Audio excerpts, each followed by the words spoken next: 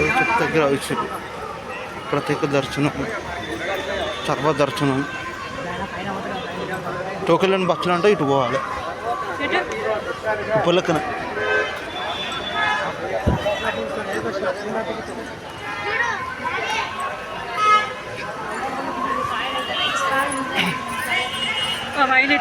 దర్శనం పోదాం.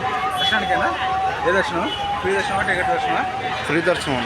ఫ్రీ దర్శనానికి టోకెన్ లేని దర్శనం. టోకెన్ దర్శనం.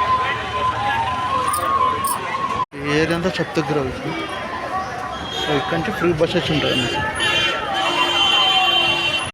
టోకెన్ లేని బస్సులు ఎక్కడ అనిపించినారంటే నారాయణగిరి విశ్రాంతి భవనం ఇక్కడ ఉన్నది కదా చెట్టు.